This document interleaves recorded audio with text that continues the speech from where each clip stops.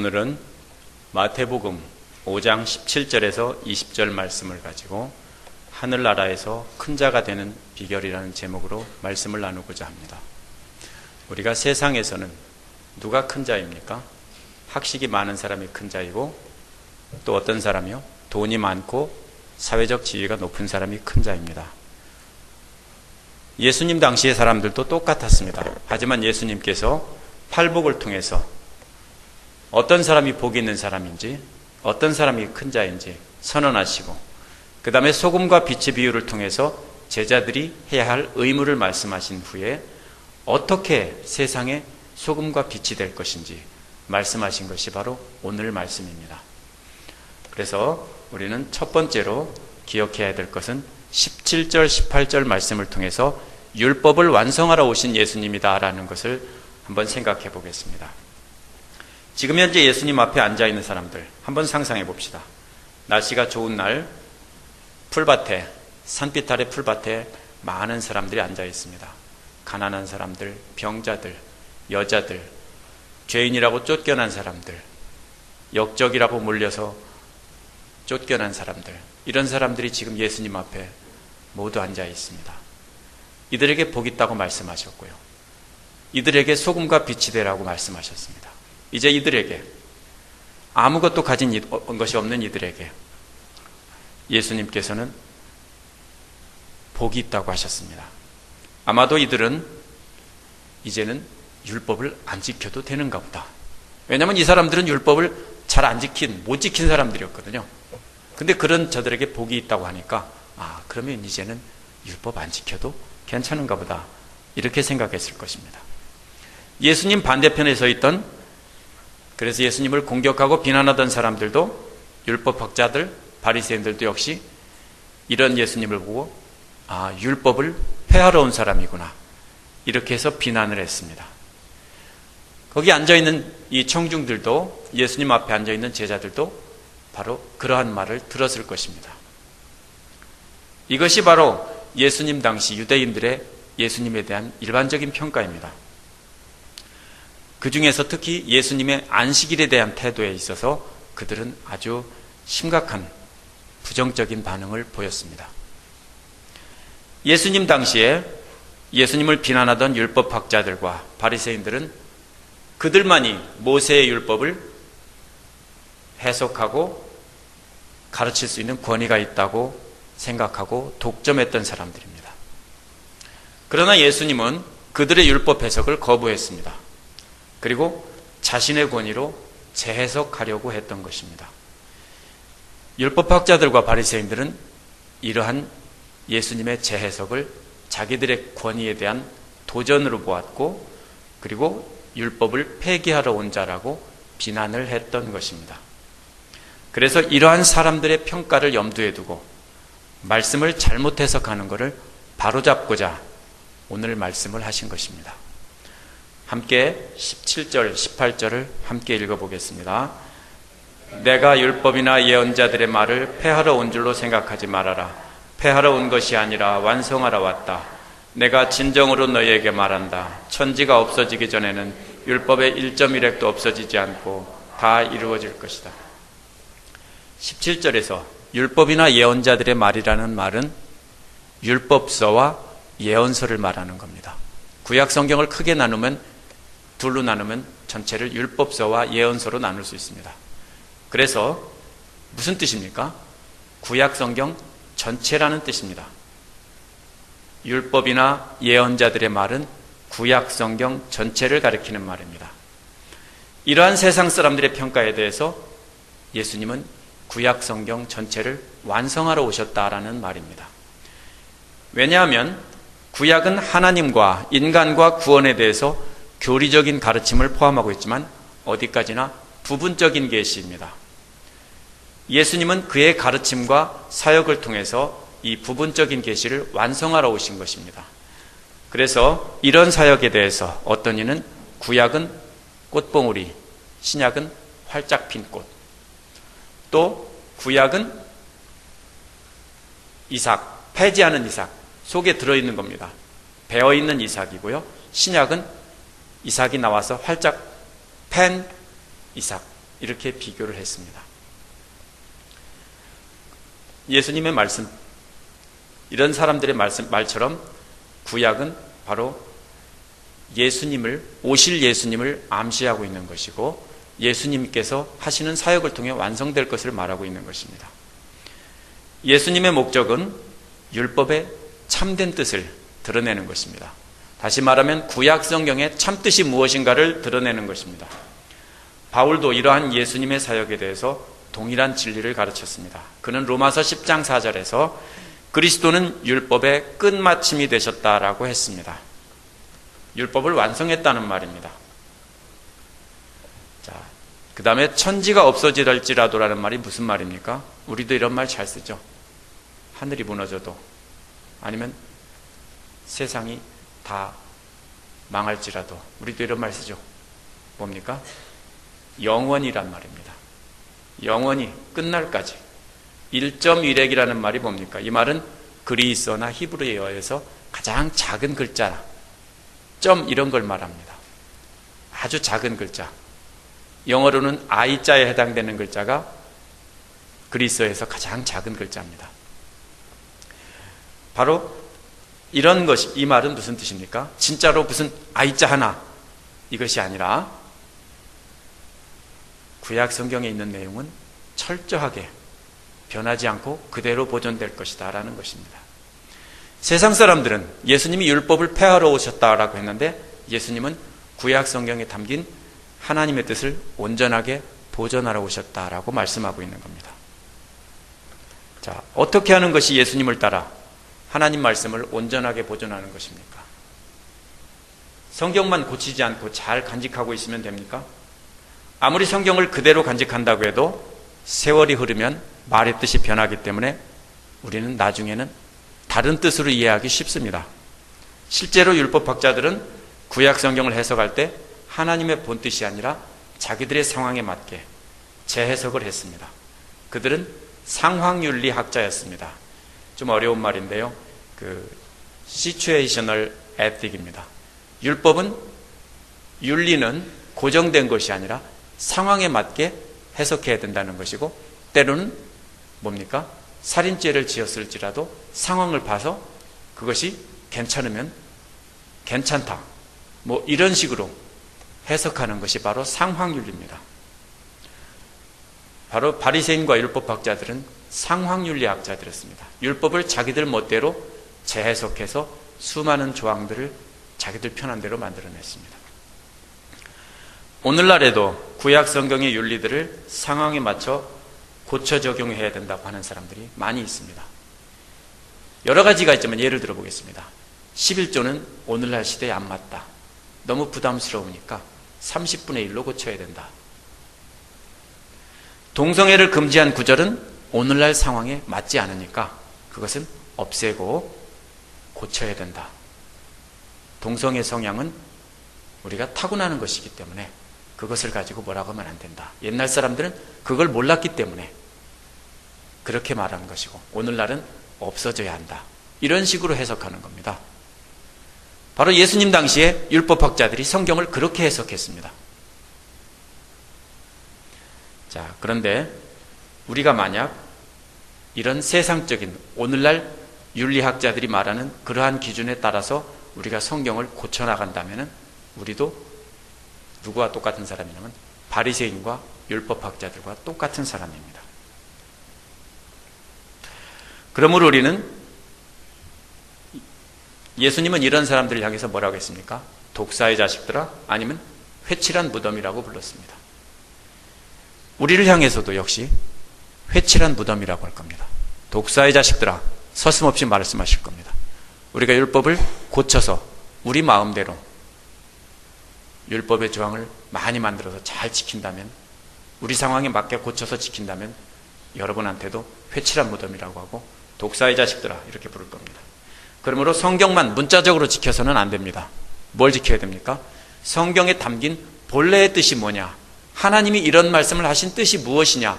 그것을 지키는 것이 바로 율법의 완성입니다. 예수님께서 하신 것은 바로 그것입니다. 하나님께서 본래 말씀하신 간음하지 말라, 살인하지 말라 그 말씀의 본래의 뜻이 뭐냐 하는 겁니다. 그런데 이들은 이렇게 하는 건 간음이 아니고 이렇게 하면 간음이고, 간음을 했어도 이런 거는 정당한 것이고 이런 거는 정당하지 않은 것이고, 이런 식으로 만들어가지고 자기들의 행동을 합리화시켰습니다. 그러나 하나님은 그렇게 말씀하신 적 없습니다. 그러므로 우리는 문자적으로 글자를 붙잡고서 지킬 것이 아니라, 글자는 상황에 따라 시대에 따라 그 뜻이 변하기 때문에 문자적으로 지켜서는 안 됩니다. 하나님께서 본래 말씀하신 뜻이 무엇이냐, 그 하나님의 마음을 읽고 그 마음을 지켜야 되는 것이 바로 우리가 예수님의 말씀대로 그대로 하나님 말씀을 지키는 것이 됩니다. 그것이 바로 주님의 완성하신 율법을 따르는 길입니다. 뭘 하라고요? 하나님의 마음, 본래 하나님의 뜻이, 그 말씀의 뜻이 무엇인가, 그것을 따라서 지키는 것이 바로 율법의 완성이고 예수님의 길을 따르는 길인 것입니다. 두 번째로 19절에서는 천국에서 위대한 자가 누구냐라고 가르치고 있는데, 말씀대로 행하고 가르치는 자가 위대한 자다, 이렇게 설명하고 있습니다. 그래서 이렇게 자신이 오신 목적이 율법을 완성하러 왔다라고 설명하신 후에 19절은 제자들에게 하는 부탁입니다. 지금 예수님 앞에 앉아있는 제자들에게 부탁하고 있는 것입니다. 19절 함께 읽어보겠습니다. 그러므로 누구든지 이 계명 가운데 아주 작은 하나라도 어기고 사람들을 그렇게 가르치는 사람은 하늘나라에서 아주 작은 사람이라고 일컬어질 것이요, 또 누구든지 계명을 행하여 가르치는 사람은 하늘나라에서 큰 사람이라고 일컬어질 것이다. 지금 예수님 앞에 앉아 있는 사람들은 세상에서 작은 사람들입니다. 무슨 뜻입니까? 하찮은 사람이란 뜻입니다. 별것 아닌 사람들이 앉아 있습니다. 누가 큰 사람입니까? 지금 예수님 앞에 앉아 있는 사람들이 생각할 때 율법학자들과 바리새인들은 큰 사람들입니다. 하나님 말씀을 잘 지키고 거룩한 사람들이고 경건한 사람들입니다. 하지만 예수님은 여기에서 이제 바꿔 말씀하고 계신 겁니다. 뭐라고 하고 계십니까? 자, 계명 가운데서 아주 작은 것을 어기고 사람들에게 가르치는 사람이 누구를 가리키느냐 한번 생각해 봐야 됩니다.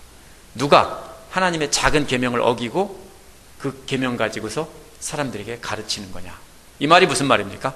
하나님의 계명에서 일부를 빼고 변질시켜서 사람들에게 가르치는 사람들을 말하는 겁니다. 그게 누굽니까? 예수님이 5장 21절에서 48절, 이제 다음에 계속 설교할 내용에서 잘못된 순종의 예를 들면서 더 깊은 순종을 설명하고 있습니다. 너희들은 이렇게 하라고 하고 있으나 나는 이렇게 말한다. 계속 이런 공식으로 말합니다. 근데 여기에서 보면은 5장 21절, 27절, 31절, 33절, 38절, 43절에 보면 원어에서는 들었으나, 말하였다, 이 두 가지 공식을 가지고 사용했습니다.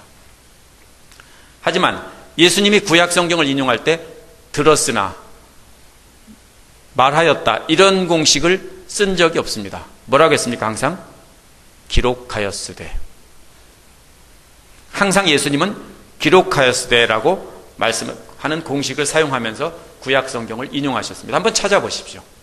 어디에 예수님께서 구약 성경을 인용할 때 너희가 이런 말을 들었으나 이렇게 말하고 있습니까?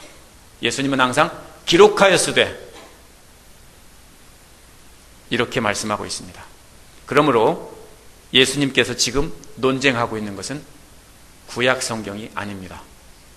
바로 뭐냐면요, 이것은 구약 성경을 반대한 것이 아니라 율법학자들과 바리새인들이 그 율법을, 구약 성경을 재해석해서 자기들이 다시 만들어낸 그 많은 조항과 구전으로 내려오는 그 율법과 그 글로 쓰여진 율법들을 지금 반대하고 있는 것입니다.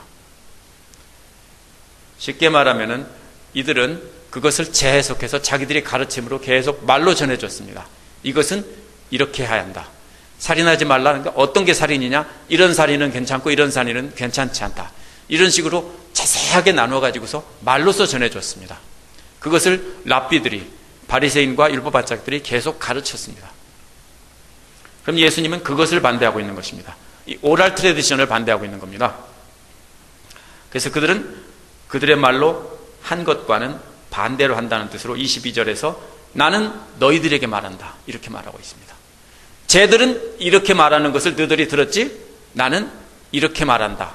이 말입니다. 그래서 저들의 해석이 잘못되었고 예수님의 해석이 원래의 뜻을 전하는 것이다. 이런 뜻입니다. 율법학자들이 자기들만이 권위를 가진 것이라고 해서 자기들이 해석한 그 성경을 이제 그것이 왜곡되었습니다. 자기들 마음대로 해석했고요. 하나님의 뜻이 사라져버렸습니다. 그리고 수많은 조항을 만들어 놓고 자기들은 잘 지킨다라고 생각하고 안 지키는 사람은 다 죄인으로 몰아서 쫓아냈던 겁니다. 근데 이 쫓겨난 사람들에게 예수님은 아니다. 쟤들이 틀렸다. 쟤들은 하나님의 마음을 모르는 사람들이다. 이런 말입니다. 그래서 예수님이 다시 해석하는 겁니다. 완성이 뭡니까? 처음 말한 것을 본래 그 사람의 말한 뜻을 그대로 전하는 것이 변하지 않고 전하는 겁니다. 흔히 우리가 쉽게 생각할 수 있는 게 뭡니까? 한국 사람들이 내가 죽고 싶다, 죽을 거다, 죽겠다라는 말을 미국 사람들한테 영어로 그대로 문자적으로 직역하면 뭐가 됩니까? 자살한다고 해서 정신병원에 전화해서 신고합니다. 그렇죠?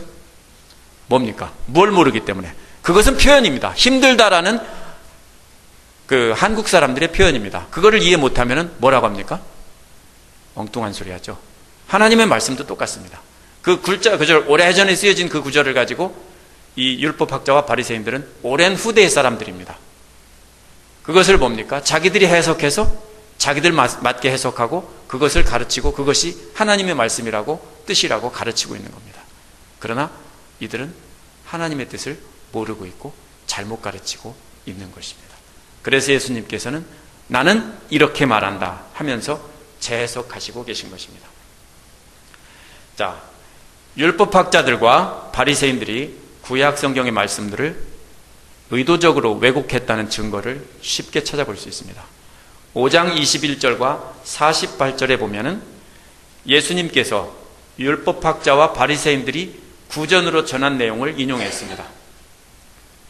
이는 부분적으로는 구약 성경과 같지만 내용이 많이 왜곡되어 있고 다른 내용이 들어 있습니다.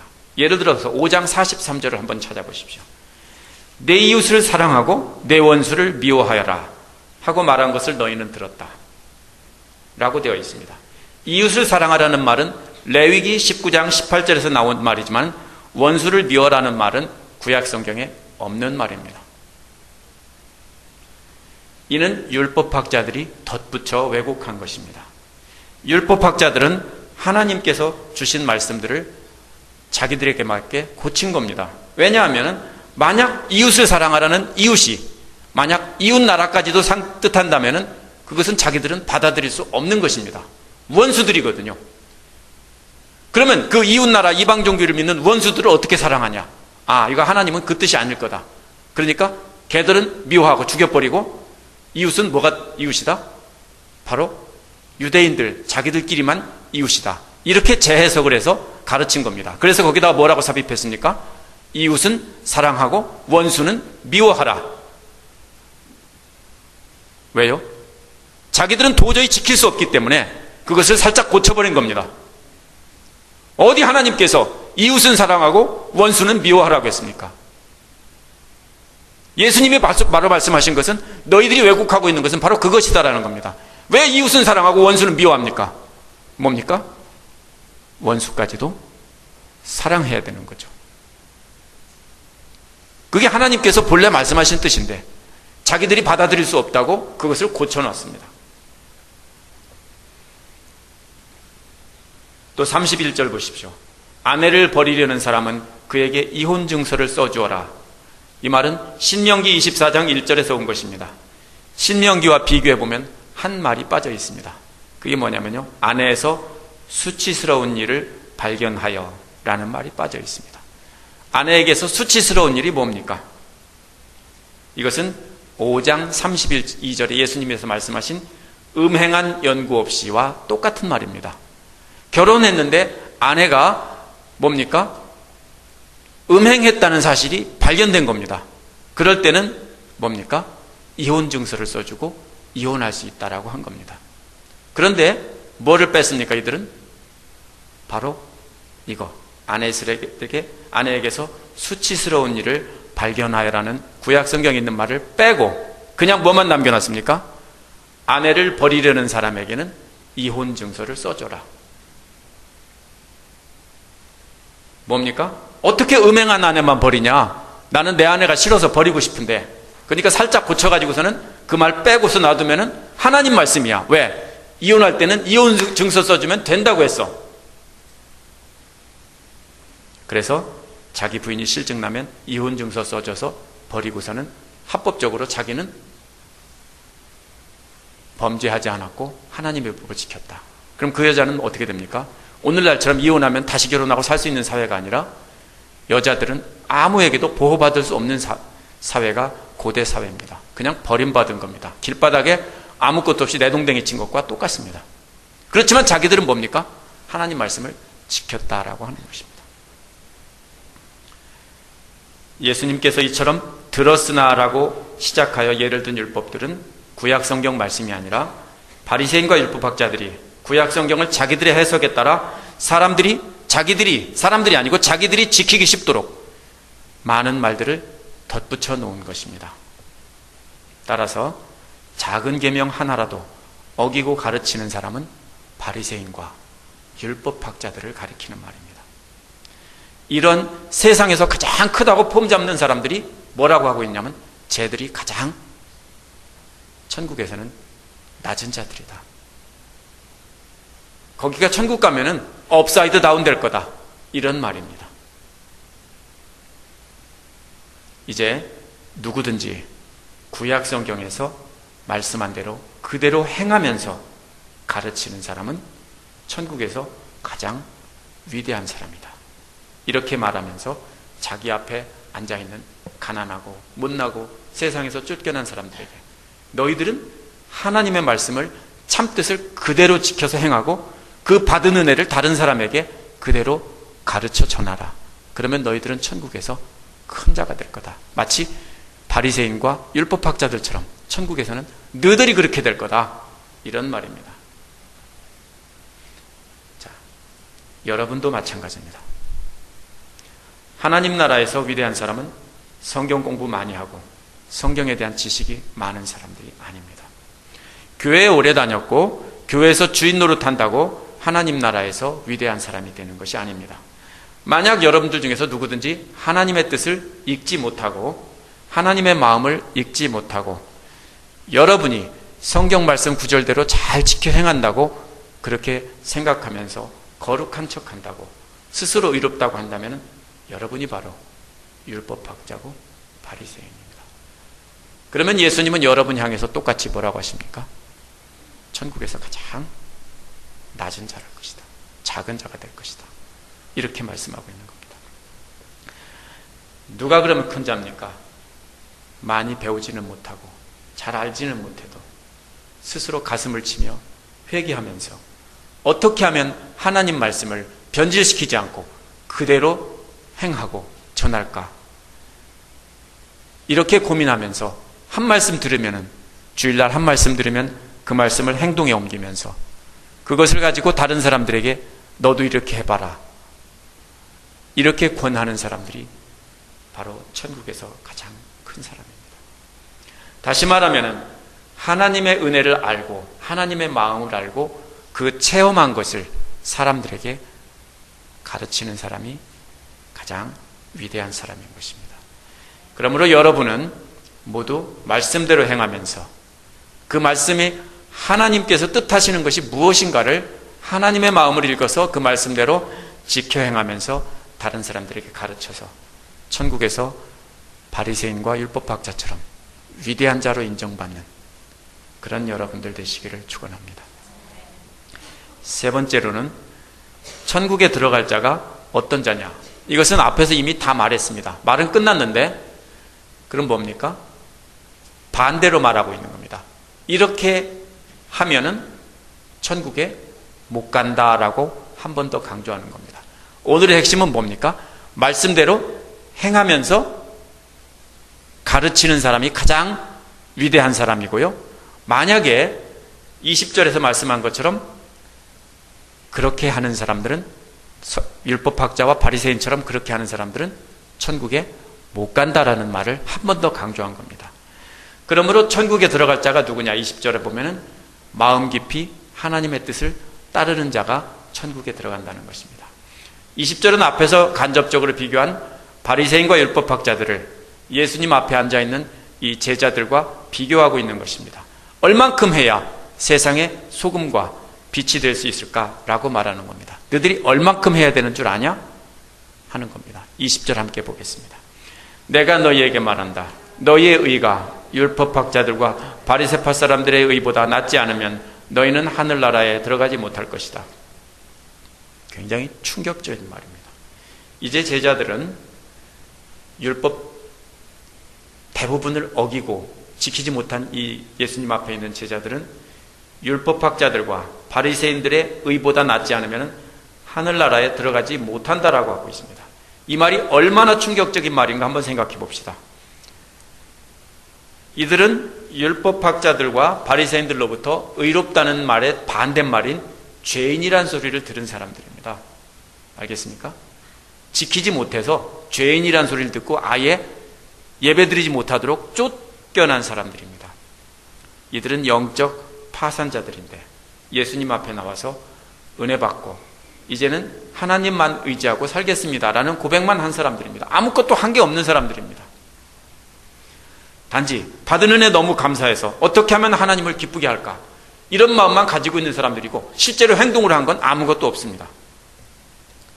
그런데 어떻게 이들이 율법학자들보다 바리새인보다 더 잘 지킬 수 있습니까? 예수님이 더 잘 지켜야 된다는 말이에요. 어떻게 잘 지킵니까? 아마 이 사람들은 아이고 이젠 다 틀렸다. 천국 가긴 다 틀렸다. 이렇게 생각했을지도 모릅니다. 율법학자들은, 바리새인들은 248개의 계명과 365개의 금지 조항을 모두 알고 외우면서 철저하게 지켰던 사람들입니다. 어떻게 이런 율법의 전문가들을 따라간다는 말입니까? 알지도 못하는데요. 그런 율법 규정을 알지도 못해요. 다 외우지도 못하고. 어떻게 따라갑니까?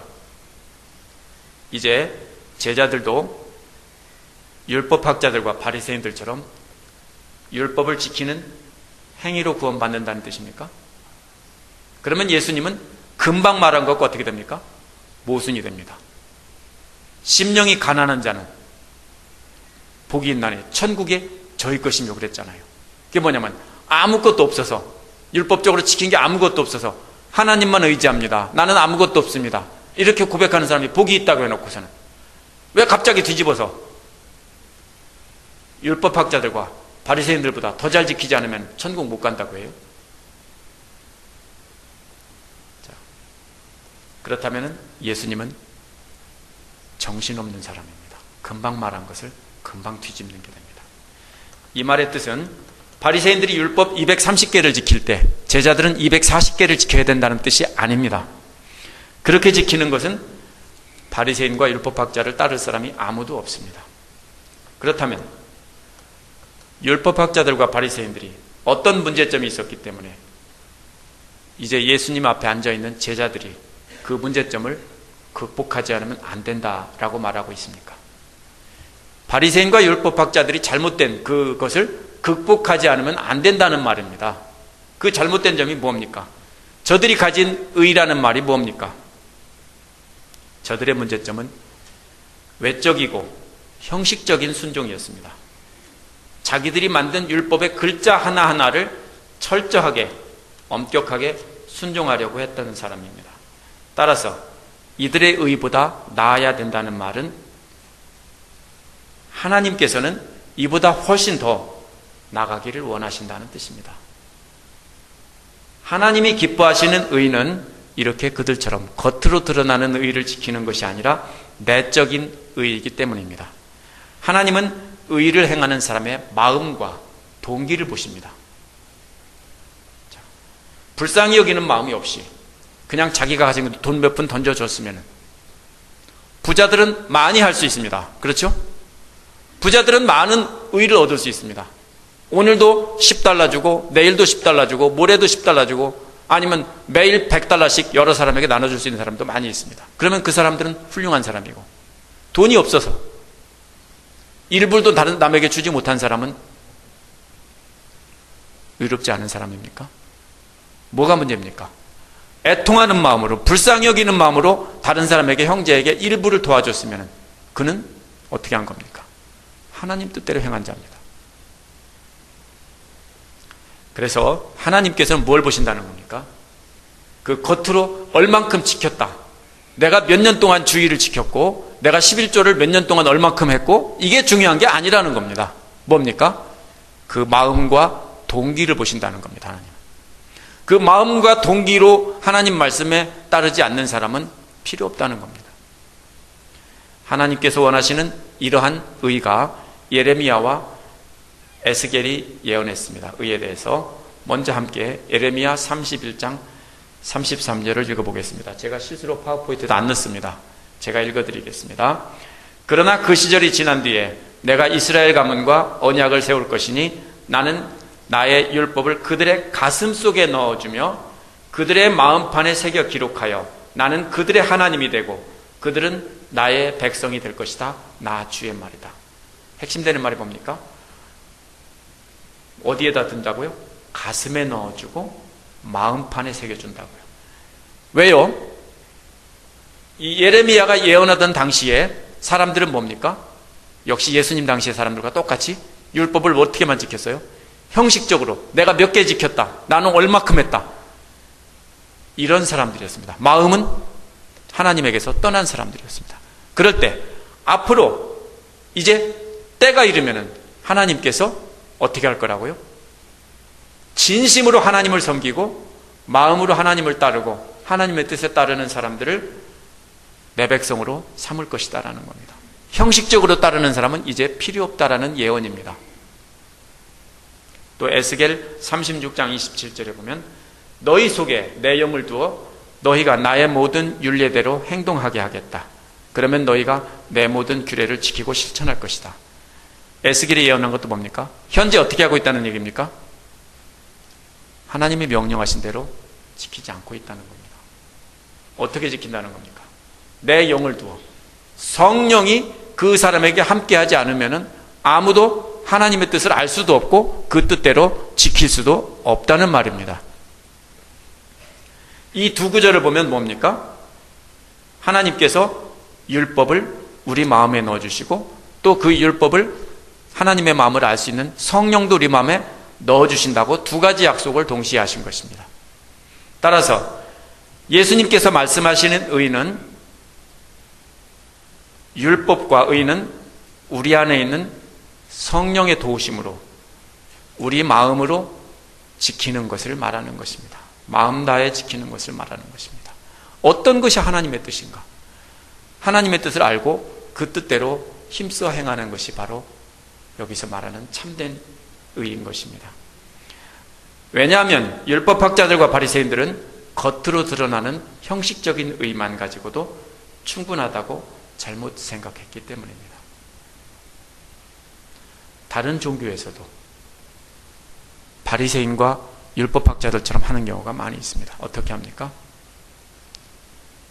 제가 불교를 비난하자는 게 아니라 불교에서 방생이라는 걸 하는데 자라 같은 거나 다른 물고기 같은 걸 사가지고 다시 물에다가 놔주는데요. 어떻게 됩니까? 그 사람들에게 팔기 위해서 어떻게 합니까? 사람들이 살아있는 생물들을 잡아가지고서 산채로 비싼 값에 팝니다. 그럼 그걸 사서 한 번 놔주면은 어떻게 됩니까? 오늘날 우리가 예수를 믿는다고 하면서 우리도 똑같은 실수를 할 수 있습니다. 어떻게 합니까? 내가 주일에 교회에 와서 내가 헌금을 몇 번을 했고, 그쵸?